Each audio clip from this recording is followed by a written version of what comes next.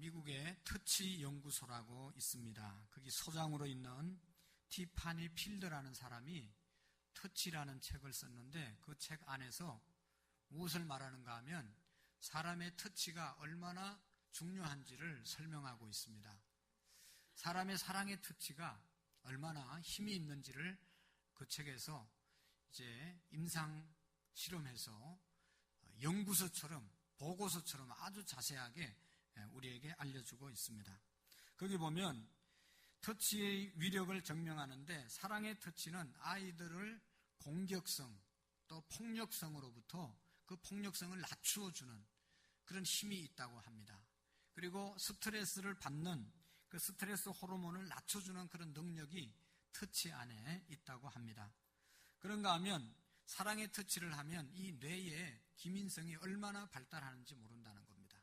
그리고 말로 위로하는 것보다 터치를 한번 해주면 말로 하는 위로보다 10배의 능력이 터치 속에 있다는 것입니다. 다시 말하면 이 세상에서 보약 중에 가장 큰 좋은 보약은 사랑의 터치라는 것입니다. 터치 한번 해주면 아주 좋아진다는 것이죠. 그것을 실험했던 그러한 연구 보고서를 거기에 기록했는데 2차 세계대전이 끝나고 난 다음에 여러분 전쟁 고아들이 얼마나 많이 생겼습니까? 수많은 전쟁 고아들이 생겼는데 그래서 이제 국제사회에서 기금을 조성해서 그 고아들을 살리기 위해서 좋은 고아원을 지었습니다. 그리고 거기에 필요한 먹는 것, 입는 것, 그들이 가지고 놀 장난감 그냥 풍성하게 넣어주었습니다. 근데 문제는 뭔가 하면 그 고아원에서 자라는 아이들이 자주 병에 걸리고 또 병에 걸리면 큰 병도 아닌데 신음신음 앓다가 죽는 그런 일들을 많이 일어나게 되었습니다. 그래서 이게 먹을 것도 풍성하게 주고 입을 것도 풍성하게 주고 놀이도 많이 이제 하게 이렇게 하는데 왜 이 아이들이 쉽게 병에 감염되고 왜 쉽게 감염되면 생명을 잃느냐 거기에 대해서 의학자들이 조사를 했습니다. 조사하다 놀라운 사실을 발견하게 되었는데 그것은 뭔가 하면 먹을 것, 입을 것, 주위 환경이 풍성해서 해도 그들에게 있어서 다른 게 뭔가 하면 그들을 약하게 만드는 것이 뭔가 하면 터치가 없다는 것입니다. 여러분 부모님과 함께 살아가는 아이들은 때때로 먹지 못하고 때때로 잘 입지 못해도 사랑의 터치를 하면서 부모님과 함께 형제들과 함께 자라기 때문에 이 아이들은 면역력이 강해졌다는 겁니다.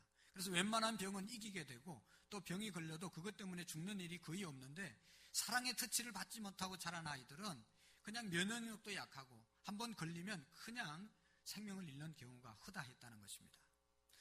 여러분 사랑의 터치가 얼마나 소중한 것인지를 능력 있는 것을 우리에게 가르쳐주고 있습니다. 또 다른 실험을 하나 했는데 어린 갓난 아이들을 이래 A그룹으로 하나 나누고 또 이쪽에도 B그룹으로 하나 나누어서 이 어린 아이들이 울 때마다 이쪽 A그룹은 말로 달랩니다.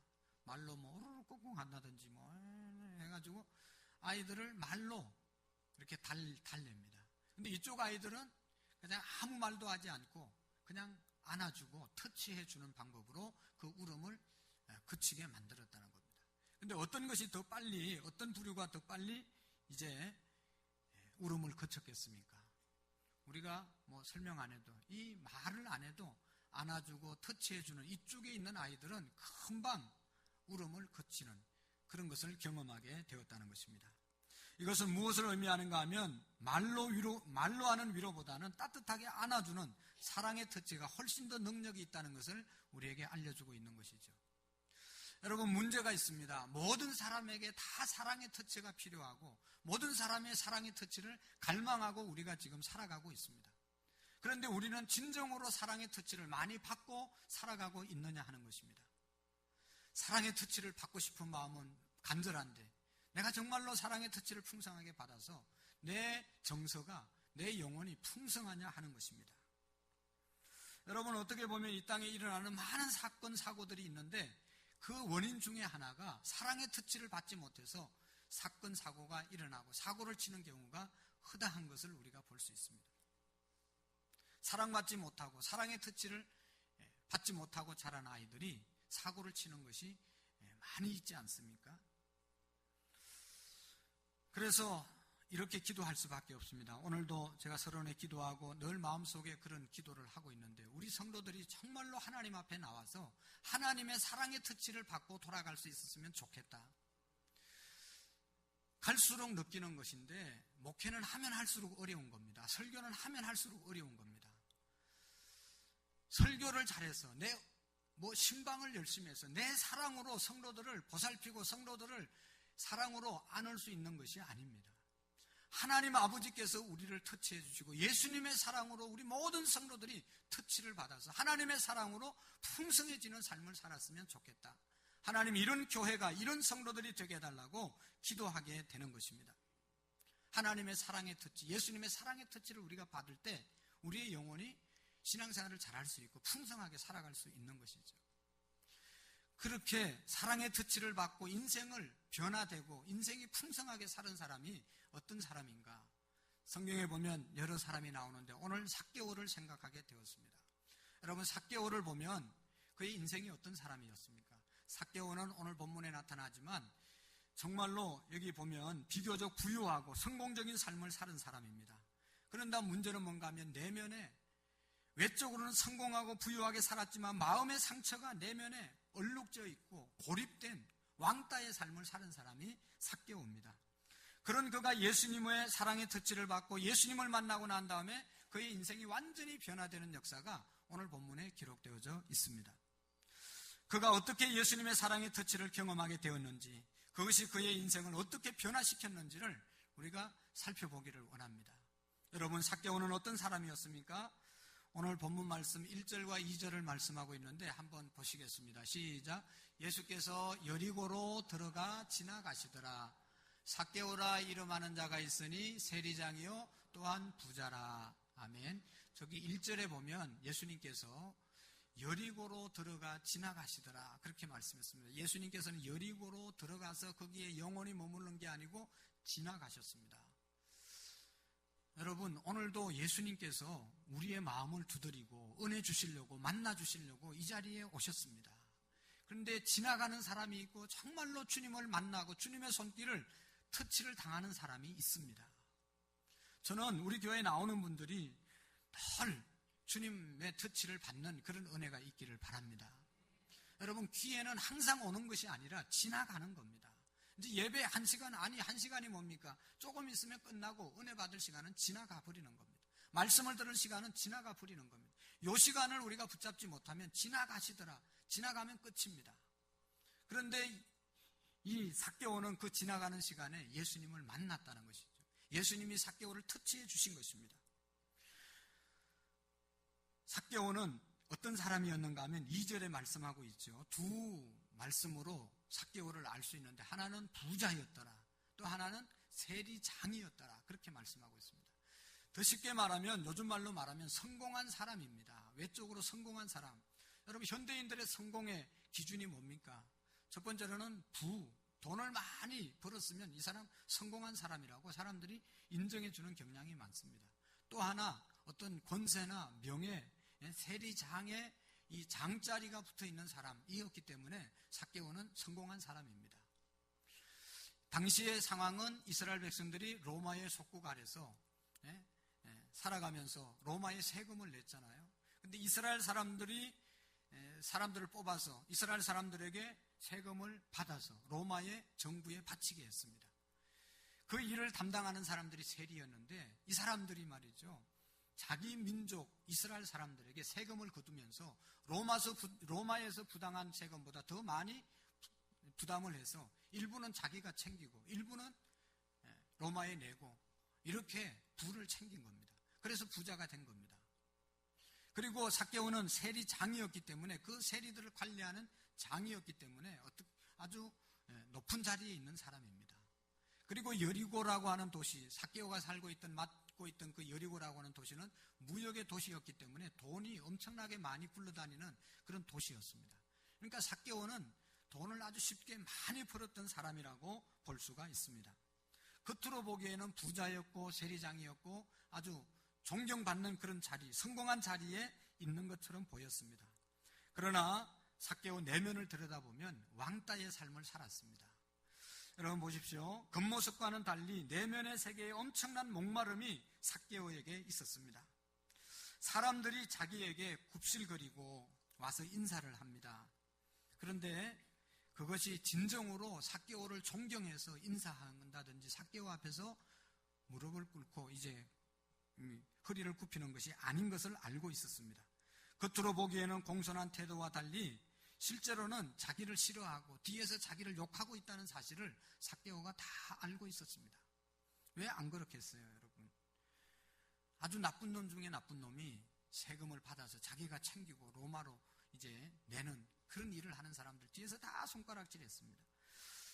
그것을 증명하는 그런 성경 구절이 있는데 누가복음 19장 7절에 보면 예수님께서 삭개오 앞에 이제 삭개오가 옛날 성경에는 뽕나무에 올라갔다고 그러는데 오늘은 돌감람나무라고 새롭게 번역을 했습니다. 어쨌든 사람들이 많아서 삭개오가 예수님 만날 수 없을 때 나무 위로 올라가서 예수님을 보고 있을 때 예수님께서 삭개오로 가까이 걸어갔죠. 걸어가서 말합니다. 내려오라. 오늘 내가 너희 집에 들어가서 함께 유하겠다. 그래서 삭개오가 예수님과 함께 자기 집으로 걸어가려고 할 때 7절에 보면 이렇게 말씀하고 있죠. 한번 봅시다. 시작. 뭇 사람이 보고 수군거려 이르되 저가 죄인의 집에 유하러 들어간다 하도다. 아멘. 예수님이 삭개오 집에 가겠다고 하니까 머물겠다고 하니까 주변의 사람들이 다 바리새인들, 서기관들, 주변에 삭개오를 알고 있는 모든 사람들은 다 수군거리고 이 사람이 죄인인데 죄인의 집에 예수님께서 유하러 간다. 다 비웃고 손가락질했습니다. 삭개오는 세리장이고 부자라는 그러한 삶을 살았지만 또 내면에는 손가락질 받는 갈등을 함축하고 있는 그런 삶을 살았습니다. 사랑하는 성도 여러분, 바로 이런 삭개오의 모습이 오늘 현대인들의 자화상이 아닌가 생각해 봅니다. 왜냐하면 요즘처럼 우리가 화려한 삶을 세상을 살 때가 없었습니다. 여러분, 요즘처럼 우리가 다 누릴 것 누리고 사는 시대가 언제 있었습니까? 얼마나 잘 먹고 잘 입고 잘 살고 있습니까? 그런데 여러분, 내면에 보면 다 허전함을 느끼고 살아가고 있습니다. 이유는 잘 모르지만 마음 한 곳에 어떤 것으로도 채우지 못한 공허함이 자리하고 있는 것을 볼 수가 있습니다. 일본 사람들이 가장 많이 그렇게 하고 또 우리나라도 보면 그런 것이 참 요즘 근래 들어서 많이 느낄 수 있는데 무슨 연예인들이 온다, 가수들이 온다, 무슨 공연을 한다 하면 사람들이 구름대처럼 모입니다. 스포츠를 하는 경기장에 사람들이 엄청나게 모여서 크게 정신없이 응원하는 그런 모습들을 볼 수 있습니다. 왜 그렇겠습니까? 물론 그것을 즐기고 보기 위해서 가기도 하지만 마음에 공허함이 있기 때문에 그 어떤 것으로 채울 수 없는 것 때문에 그런 데 가서 마음을 풀려고 그런 데로 달려가고 그런 데 관심을 쏟는 것이 현대인의 모습입니다. 여러분, 이렇게 마음에 공허함이 있는 우리의 모습이라고 하면 우리는 삭개오의 모습에서 이 문제를 해결할 수 있는 해결책을 찾을 수가 있습니다. 왜냐하면 삭개오는 예수 그리스도를 만남으로써 그의 내면의 문제가 해결되었기 때문인 것입니다. 삭개오는 예수님을 만남으로 자기 마음속에 깊은 내면의 공허함, 상처가 해결될 수 있었습니다. 그렇다면 오늘도 우리가 예수님께서 예수님을 만나고 예수님이 우리의 마음의 심령에 찾아오시고 우리를 터치해 주신다면 내면의 깊은 공허함, 내면의 문제가 해결되는 역사가 있을 줄로 믿습니다. 여러분, 삭개오가 예수님을 만나고 어떤 변화를 경험했습니까? 어떤 변화를 경험했기에 그의 오랜 내면의 상처와 문제가 해결될 수 있었을까요? 첫 번째로 여러분, 삭개오는 예수님 만나고 정말로 자기 인생의 문제의 원인이 뭔지를 눈을 떴습니다. 내 인생의 문제가 뭐냐? 그거를 예수님 만나고 발견하게 된 것입니다. 왜 내가 공허하고 왜 내가 왕따를 당하고 왜 내게 지금 이런 삶을 살아가게 하는가? 그 원인이 뭔지를 예수님 만나고 파악하게 되었다는 것입니다. 예수님의 터치가 이루어지자마자 그는 바로 이렇게 이야기하고 있지 않습니까? 누가복음 18장 9절의 말씀에 19장 8절 말씀을 한번 읽어봅시다. 시작. 삭개오가 서서 주께 여짜오되 주여 보시옵소서. 내가 소유를 절반을 가난한 자들에게 주겠사오며 만일 누구의 것을 속여 빼앗은 일이 있으면 내가 갑절이나 갚겠나이다. 아멘. 여러분, 저 말은 삭개오에게 있어서 정말 놀라운 파격적인 이야기입니다. 자기의 재산을 절반을 팔아서 가난한 사람들에게 주고, 자기 전 재산을 팔아가지고 전 재산 절반을 가난한 사람들에게 주고, 그 다음에 남에게 부정한 방법으로 내가 취한 거 있으면 4배를 갚겠습니다. 이게 돈밖에 모르던 사람이 이런 이야기를 하고 이런 변화가 일어났다는 것은 엄청난 변화였습니다. 왜 이런 일을 했을까요? 그동안도 삭개오가 말이죠, 마음속에 허전함, 또 사람들이 자기를 멸시하고 자기를 미워하고 조롱하는 그런 원인에 대해서 알고 있었습니다. 내 인생의 목마름이 어디에 있는지를 삭개오는 알고 있었습니다. 그 원인이 어디 있었겠습니까? 바로 물질을 모으기 위해서 모든 것을 거기에 집중해서 달려가는 자기 인생에 참 기쁨과 만족이 없었다는 사실을 알았기 때문에 그가 이런 결정을 하게 된 것이죠. 자기가 물질에 집착하고 물질에 탐닉하다 보니까 사랑의 터치를 놓친 것을 알게 된 것입니다.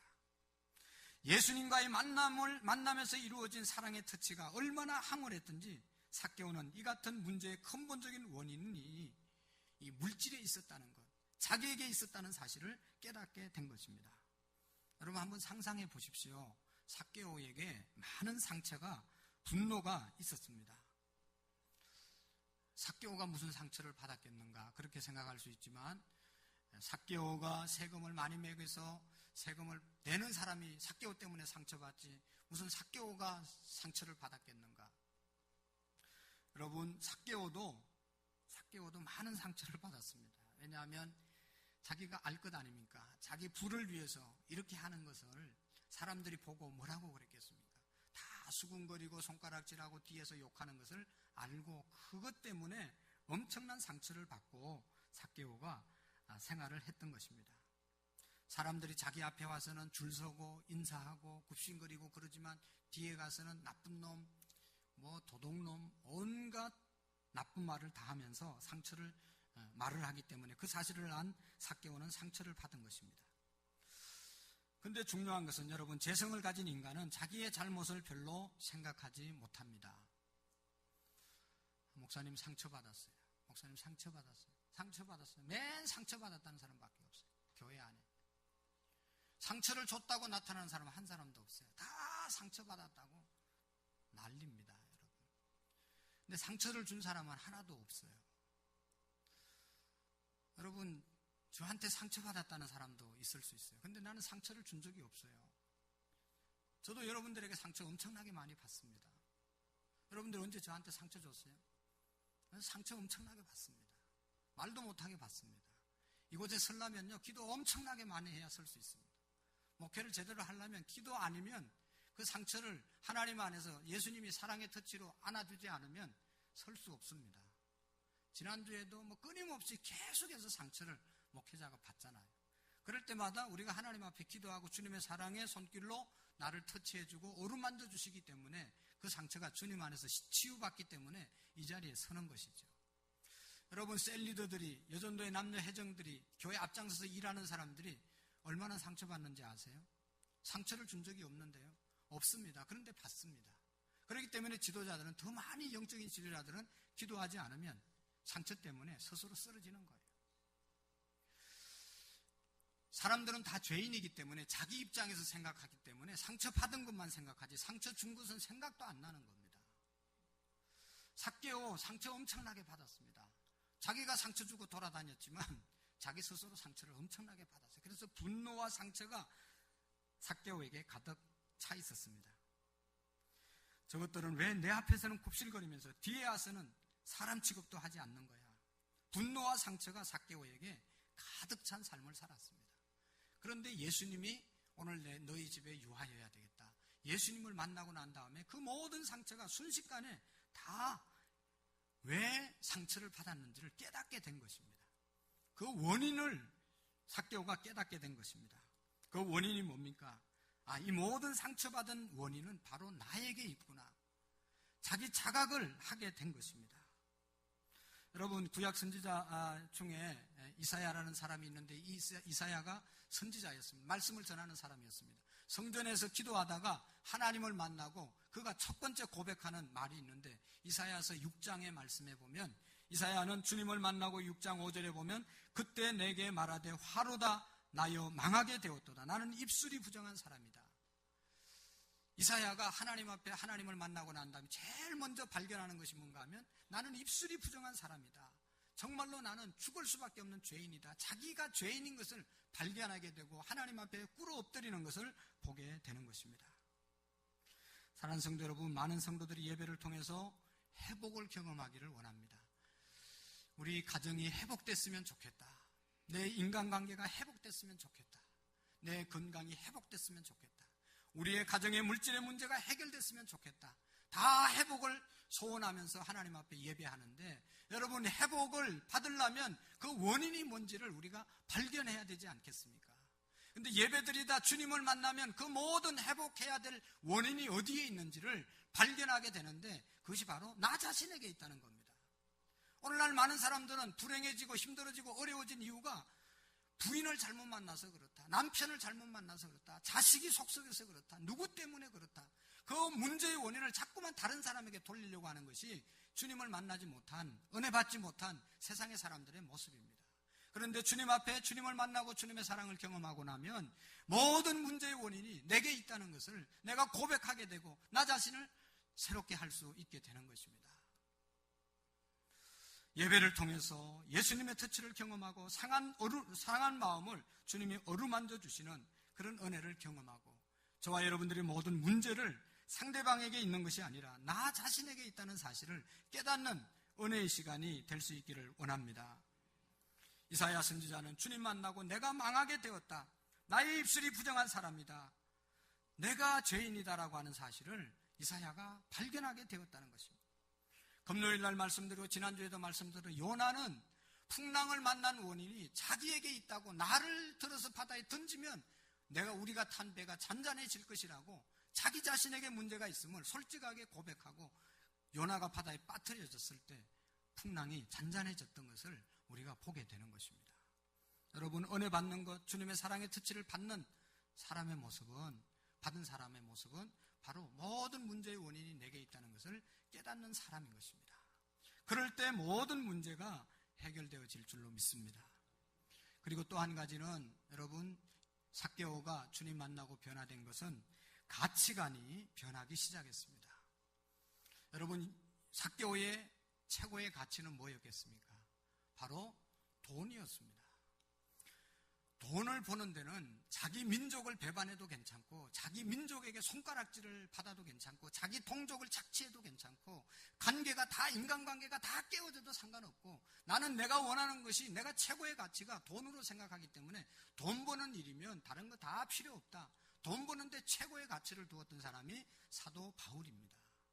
근데 예수님 만나고 난 다음에 아까도 읽었던 말씀, 내 재산을 다 팔아서 절반을 가난한 사람들에게 주고 남은 절반 가지고 내가 부정한 방법으로 세금 받은 것 생각나는 것 있으면 4배씩 갚아주겠습니다. 이게 어떻게 일어날 수 있는 일이겠어요? 돈을 최고의 가치로 생각했던 삭개오가 다 이제 물질을 나누어 주겠다고 하는데 엄청난 가치관의 변화가 아닙니까? 여러분, 성경에 보면 또 이렇게 세상의 가치관에서 하나님의 가치관을 완전히 바뀌어진 사람이 있습니다. 그 사람이 누군가 하면 신약 성경에 가장 신약시대에 훌륭했던 사도 바울입니다. 사도 바울은 원래 이름이 사울입니다. 큰 자라는 뜻입니다. 근데 바울이라는 이름은 작은 자라는 뜻입니다. 예수님 믿기 전에는 내가 큰 자다, 큰 자가 되어야 된다. 큰 자를 이제 되기 위해서 이름을 큰 자, 사울이라고 지었습니다. 그렇지만 예수님 만나고 난 다음에는 바울, 작은 자라고 이름을 바뀌었습니다. 여러분, 사도 바울이 예수님 믿기 전에 자기의 삶을 이렇게 말합니다. 빌립보서 3장 5절에서 6절까지를 한번 보실까요? 시작. 내가 8일 만에 할례를 받고 이스라엘 족속이요 베냐민 지파요 히브리인 중에 히브리인이요 율법으로는 바리새인이요 아멘. 격하고 의로는 흠이 없는 자라. 아멘. 여러분, 저 말씀이 뭔지 아세요? 나는 출생 성분이 아주 훌륭한 가문에서 성장했고, 내가 배운 학문이 가말레 문화에서 최고 학부를 공부했고, 또 율법, 하나님을 섬기고 내가 삶에 있어서는 흠이 없는 자라고 너무너무 자신 있게 이야기하고 있습니다. 그래서 사도 바울은 예수님 만나기 전에는 자기의 자존심과 자기 긍지로 똘똘 뭉쳐서 살아갔던 사람이 사도 바울입니다. 누구보다도 나는 누구 앞에 나서도 꿀릴 게 없다, 그렇게 생각하고 사는 사람이 사도 바울입니다. 그런데 여러분, 사도 바울이 예수님 만나고 난 다음에 뭐라고 고백합니까? 조금 더 나가서 보면 빌립보서 3장 7절 봅시다. 시작. 그러나 무엇이든지 내게 유익하던 것을 내가 그리스도를 위하여 다 해로 여길 뿐더러 또한 모든 것을 해로 여김은 내 주 그리스도 예수를 아는 지식이 가장 고상하기 때문이라. 내가 그를 위하여 모든 것을 잃어버리고 배설물로 여김은 그리스도를 얻고. 아멘. 여러분, 그동안 사도 바울이 소중하게 여겼던 것을 다 배설물로 버렸다는 것입니다. 왜냐하면 예수님을 만나고 나니까 예수님이 가장 소중한 것을 그가 깨닫고, 옛날에 예수님 만나기 전에 소중하게 여겼던 것을 배설물 뭔지 아시죠? 배설물처럼 사도 바울이 여겼다. 엄청난 가치의 변화가 일어나게 된 것이죠. 여러분, 우리가 예수님을 믿으면 복 받는다고 그러는데 예수 믿고 무슨 복을 받습니까? 예수 믿으면 좋아진다고 그러는데 뭐가 좋아집니까? 여러분, 분명히 기억해야 합니다. 내가 예수님 믿고 복 받기 위해서 그런 소원을 가지고 교회 와서 예수님 믿었는데 지금도 세상적인 물질을 내가 복을 받아야 되겠다, 그런 마음으로 가득 차 있으면 아직도 예수님 믿는 사람이 아닙니다. 내 세상적인 소원을 이루기 위해서 교회 와서 기도했는데 아직도 그 소원 이루고 세상적으로 잘 되기 위해서 그 소원을 버리지 않고 기도하고 있다고 하면 그건 신앙생활을 잘못하고 있는 것입니다. 여러분, 예수님 믿고 복 받는 것, 예수님을 진정으로 믿는다는 것은 가치의 변화를 가져오는 것입니다. 세상적인 가치관이, 세상적인 것이 최고였다면 이제는 사도 바울처럼 예수님을 위해서 세상의 것 다 별것 아닌 것으로 버리고 예수님이 최고의 가치가 되는 것이 진정으로 예수님의 제자가 되는 것이고 예수님을 믿는 삶인 것입니다. 기독교는 눈에 보이는 이 땅의 세상의 복만 추구하는 종교가 절대로 아닙니다. 예수님을 만나고 예수님을 영접하면 내 내면의 세계가 질서를 잡는 것입니다. 내 내면의 열등감이 사라지고 내 내면의 상처가 치유되고 컴플렉스, 분노, 좋지 않는 모든 심령이 하나님이 주시는 평강으로 채워지는 그 상태가 예수님 믿는 사람의 받는 축복인 것입니다. 그렇게 내면의 세계의 변화를 경험한 사람은 더 이상 자신을 괴롭혀오는 문제에 대해서 별것 아니라고 생각하고 이기고 나갈 수 있습니다. 여러분, 사도 바울이 말했던 배설물로 여겼던 것, 그게 정말로 그렇게 하찮고 보잘것없는 것이 절대로 아니지 않습니까? 여러분, 공부를 많이 한다는 것, 지식을 많이 갖는다는 것, 다른 사람에게 존경받는 자리에 앉는다는 것, 물질을 많이 갖는다는 것, 이게 얼마나 여러분 귀중합니까? 세상 사람들이 이거를 위해서 생명을 거는데 이것을 보잘것없이 분토와 같이 버릴 수 있다는 것은 결코 보통 일이 아닙니다. 그게 보잘것없는 것이 절대로 아닙니다. 예수님을 만나지 않으면 절대로 일어날 수 없는 변화인 것입니다. 저는 개척하면서 오랫동안 이제 이렇게 오면서 참 너무너무 감사한 일들만 많이 있었는데 지금은 아파트에 살고 있습니다. 여러분들이 또 하나님께서 은혜 주셔서 아파트에 살고 있습니다. 근데 그전에도 더 좋은 집에서 살 수 있는 그런 여건은 됐지만 작은 집에서 살 때도 얼마나 기뻤는지 모릅니다. 지금 집에서 사는 그런 기쁨이나 그때 작은 집에서 살 때의 기쁨이나 전혀 바뀌어진 게 없습니다. 좋은 집에서 살면 기쁘고 작은 집에서 살면 불행하고 그런 것 아닙니다. 여러분, 진정으로 예수님을 만난 사람은 내면의 세계가 회복되고 그 은혜를 누리게 되는 것입니다. 우리의 환경이 어떠하든 간에 주님이 내 심령 속에 자리하고 있으면 그것 때문에 기뻐하고 그것 때문에 행복한 삶을 살아가는 사람이 진정한 그리스도인입니다. 사랑하는 성도 여러분, 예수님을 믿으면 부자가 된다는 말보다는 예수님을 믿으면 어떤 환경에서라도 그 환경을 초월할 수 있는 능력을 갖고 살아가는 것이 복음의 능력을 누리면서 살아가는 사람들의 삶인 것입니다. 삭개오는 바로 이런 예수님을 만나고 경험을 한 겁니다. 전에는 돈, 그거 모으기 위해서 모든 것 다 포기했는데 이제는 돈을 포기하고 예수님을 선택하는 가치의 변화가 일어나게 된 것입니다. 세 번째로 삭개오가 변화된 것은 결단하는 능력이 생겨졌습니다. 여러분, 사도 바울에게, 이 삭개오에게 있어서 예수님을 만나고 난 다음에 결단할 수 있는 힘을 얻게 된 것입니다. 그에게 용서할 수 있는 힘이 생겼고 그가 사랑할 수 있는 힘이 생겨지게 되었습니다. 앞에서도 말씀을 드렸지만 삭개오는 많은 상처의 사람이었습니다. 자기를 따돌리고 무시하는 사람들에 대한 정오감이 있었습니다. 그런 그가 예수님을 만나자 그 모든 자기를 미워하던 사람들, 자기를 아주 나쁜 눈으로 바라보던 사람들을 다 용서할 수 있는 용기가, 결단이 그에게 생겨지게 된 것입니다. 예수님을 만나자 그렇게 소중하게 여겼던 모든 재물을 나누어주고 토색한 것이 있으면, 부정한 방법으로 모은 것이 있으면 4배나 갚겠다고 그렇게 용기 있는 결단을 하게 된 것입니다. 결혼식을 많이 하게 되는데 결혼 주례할 때마다 여러분, 결혼 주례할 때 제일 중요한 결혼식 때 시간이 어떤 시간이겠습니까? 다 모든 시간 순서가 중요하지만 서약하는 시간, 이거 얼마나 중요합니까? 얼마나 그 서약의 내용을 알고 그 사람들이, 처녀 총각들이, 신랑 신부들이 서약하는지 모르겠지만 서약은 정말로 중요한 거거든요.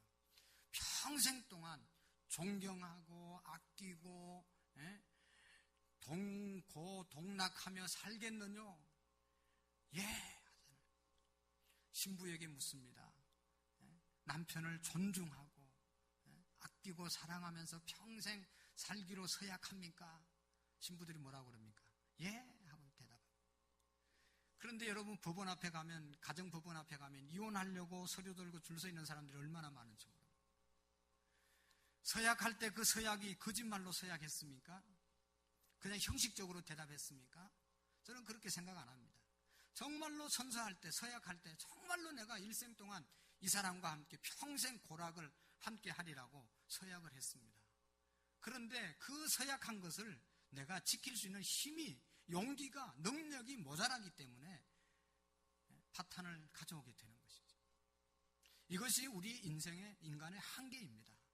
내가 그렇게 결단하고 내가 그렇게 해야 될 줄 알면서도 하지 못하는 것이 인간이 가진 능력의 한계인 것입니다. 삭개오도 내가 이렇게 하면 안 되지, 내가 이스라엘 사람으로서 정당하게 세금을 받든지 해야지, 아니면 그것마저도 다른 직장으로 내가 옮겨야지, 여기에 뭐 연연하면서 눈총 받아가면서 매국놈이라는 소리를 들어가면서 내가 이 일을 계속 해야 되냐, 이제 그만둬야 되지 않겠냐, 그만두고 싶다, 저 눈초리가 난 너무너무 싫다, 날마다 그렇게 생각했지만 결단을 하지 못한 거예요. 결단을 딱 이게 아니다라고 생각했으면, 결단하고 돌았으면 얼마나 마음속이 평하고 행복한데, 이 삭개오가 계속 그 몇 푼의 물질 때문에 계속 거기를 놓지 못하고 살지 않습니까? 그러다 여러분, 오늘 예수님 만나고 딱 결단하는 겁니다. 딱 재산 다 팔아가지고 절반은 가난한 사람들에게 주고 나머지는 4배를 갚아주는 데 쓰고, 그리고 예수님을 따라가는 그런 삶을 살아가게 된 것입니다. 저는 정말로 오늘 우리 한국교회가 슬픈 것은 이런 능력을 잃어버렸습니다. 결단하는 용기를 잃어버렸습니다. 용서할 수 있는 용기를 잃어버렸습니다. 사랑할 수 있는 용기를 잃어버렸습니다. 우리가 이렇게 해야 되는데 아직도 하지 못하는, 결단하지 못하는 그런 연약함에 빠져 있습니다. 여러분, 우리의 신앙을 한번 돌아보기를 바랍니다. 내가 다 알고 있습니다. 이렇게 지켜야 되고 이렇게 해야 되고 이런 삶을 살아야 되는데 그 삶을 살지 못하고 날마다 고민하는 사람이 있으면 여러분, 오늘 주님의 터치를 받으시기를 바랍니다. 성령의 터치를 받으시기를 바랍니다. 그래서 딱 정리하고 삭개오처럼 새로운 삶을 살아가는 저와 여러분들이 되기를 원합니다. 여러분, 모든 인생은 다 위기 앞에 서 있습니다. 또 모든 인생은 다 무거운 짐을 지고 지금 헉헉거리고 걸어가고 있습니다. 중요한 것은 그런 위기와 어려움 속에 살아가는 인생들이 보호를 받고 보호자가 있는 인생이 있고 보호자 없이 자기 혼자 그 길을 걸어가는 힘들게 살아가는 인생들이 있습니다. 여러분, 바라기는 우리의 보호자 되신 하나님, 보호자 되신 예수 그리스도를 만나고 주님의 보호를 받는 은혜가 우리에게 있기를 원합니다. 여러분, 시편 기자는 이렇게 말합니다. 시편 91편 1절과 3절에 보면 지존자의 은밀한 곳에 거주하며 전능자의 그늘 아래 사는 자여, 나는 여호와를 향하여 말하기를 그는 나의 피난처요 나의 요새요 내가 의뢰하는 하나님이라. 이는 그가 너를 새 사냥꾼의 올무에서 심한 전염병에서 건져내실 것이미로다 말씀하고 있습니다. 다시 말하면 하나님을 나의 피난처로, 나의 요새로, 나의 의뢰하는 하나님으로 여기고 살아가는 사람이 행복한 인생을 살아간다는 것입니다. 바로 시편 기자는 하나님을 요새로, 의뢰자로, 반석으로 삼고 살아가기 때문에 여러분, 사냥꾼 앞에 있는 새처럼 그렇게 위기 앞에 있을지라도 보호해 주시는 하나님이 있기 때문에 얼마나 편안하게 살아갈 수 있다는 것이죠. 유명한 파스칼은 이런 말을 했습니다. 사람의 마음속에 큰 구멍이 있다. 그것은 타락으로도, 그것은 철학으로도, 그것은 명예로도 채울 수 없다. 오직 예수 그리스도의 사랑만이 채울 수 있다 말했습니다. 사람들의 마음속에 공허함, 허무함, 이걸 채울 수 있는 것은 어떤 쾌락이 아니고 어떤 철학이 아니고 세상의 어떤 명예가 아니고 예수 그리스도의 터치를 받을 때 이 모든 것이 채워지는 역사가 있다는 것입니다. 할렐루야. 여러분, 얼마나 분주하고 바쁜 인생을 살아갑니까? 너무너무 바쁩니다. 성도님들 살아가는 모습 보면 너무너무 바쁘게 살아갑니다. 뭘 하나 부탁하기가 미안할 정도로 바쁘게 살아갑니다. 정신없이 살아갑니다. 잘하는 것입니다. 근데 여러분, 방향을 제대로 잘 잡고 지금 열심히 살고 있습니까? 방향을 놓치고 잘못된 길로 열심히 가면 갈수록 다시 돌이켜야 되는 수고로움이 우리에게 있습니다. 주님 안에서 바쁘고 주님 안에서 열심히 살고 주님 안에서 여러분 힘쓰시기를 바랍니다. 마음의 허무함, 공허함은 다른 어떤 세상의 것으로 채울 수 없습니다. 예수 그리스도로밖에 채울 수가 없습니다. 그래서 예수님께서 오늘 결론으로 누가복음 19장 10절에 보면 인자에 온 것은 잃어버린 자를 찾아 구원하려 하심이라. 예수님이 우리의 마음속에 오실 때, 예수님을 찾을 때 우리 인생이 제자리로 돌아서 가서 평안한 삶을 살아가게 되는 것입니다. 성령님이 우리의 마음을 터치해주는 그런 은혜가 우리에게 있기를 바랍니다. 삭개오를 만나주셨던 예수님께서 오늘 예배하는 저와 여러분들을 만나주시는 그런 은혜가 우리에게 있기를 바랍니다. 끊임없이 불안하고 끊임없는 위기와 무거운 짐으로 수고하는 우리의 인생이 주님 안에서 위로와 평안과 하나님의 사랑을 느끼는 삶이 되시기를 축원합니다. 기도하시겠습니다.